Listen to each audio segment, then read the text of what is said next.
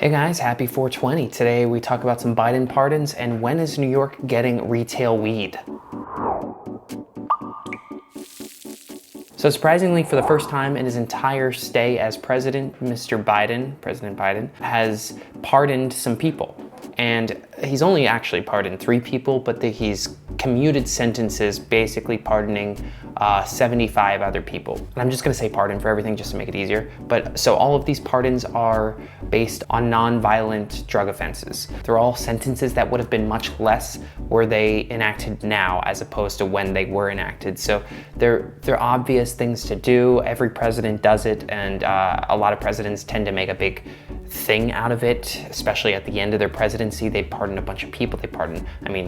Trump, when he was in office, he pardoned Lil Wayne. He pardoned a bunch of people at the very end, and more bigger profile people that he pardoned. But when this happened, when Biden pardoned 75 people here, 78 I guess, the reaction was kind of more of a, is that it? It was kind of met with a feeling of too little too late, because first of all, there are many, many more people that need their sentences pardoned or commuted, and second of all, it's been a year already and people have been pushing for him to do this since the very beginning. Hopefully this is a sign that things are ramping up, but as we all know, Biden is still opposed to legal marijuana, so the idea of him pardoning anyone who has been put in jail for marijuana or anyone who's put in jail for any other drug offenses is going to be tricky, just because he's a much more old-fashioned person when it comes to drugs.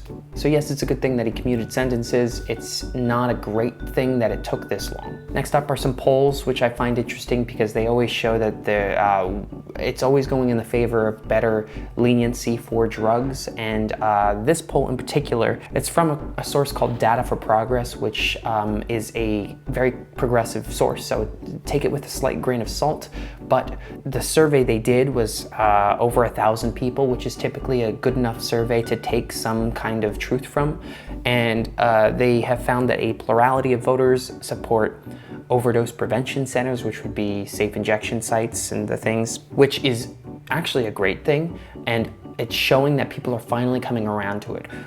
And it makes sense because the idea of a safe injection site where people go in a non-legal way to get clean needles and inject whatever drugs they want, heroin, into their system as they're supervised so they don't overdose, is a really hard thing to logically get your mind around. Because of course, at first you're going to be thinking this is supporting drug use.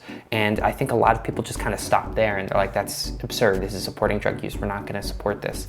But as you come around to it, you realize this is a stopgap measure. This is something to get people off the streets, and there's obviously this huge epidemic of overdoses happening across the country. So having safe injection sites open up is just fixing that problem. This isn't a permanent solution. This is a solution to the amount of deaths that are happening on a daily basis throughout the country. That, I think, should be part of a conversation. I hope to soon interview an actual person who works at a safe injection site and ask them these questions and see when they think that they will no longer have to have a safe injection site opened up. But back to the poll, this is saying that people are starting to understand the need for something like this. And of course, Democrats are way ahead of the Republicans with it, with 67% of Democrats wanting it, 31% of independents wanting it, and a majority of Republicans at 52%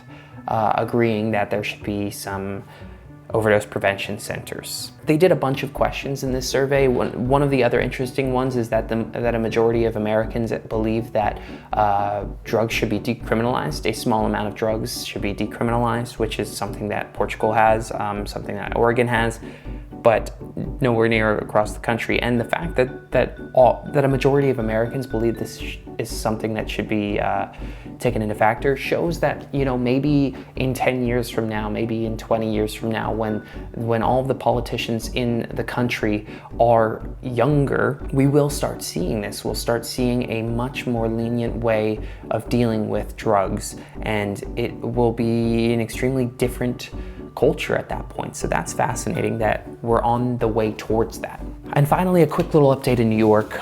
There was a forum, a public forum recently, last weekend in New York. I was actually there. Well, not at the forum, but I was in New York City. And the control board, Cannabis Control Board Chair Tremaine Wright was talking at that and said that he believes that the social equity licenses will be given out in the fall of this year for retail in New York City. And following after the social equity licenses would be the general licenses, and that'll probably be next year, 2023. So it's still a bit of a ways off. It's April now, so we probably have about 5 months or so, 5 or 6 months before we start seeing licenses. I was just in New York and I did see those non-licensed trucks that are, oh, I took a video. Here's a video. They are just selling out of the trucks and they're just out in the open. So it'll be interesting to see the transition from this to legal licenses in the city. Cool, and that's what we got for today. We'll be back. I have to give away my camera, so we'll be back next week with some more stories. I'll see you then.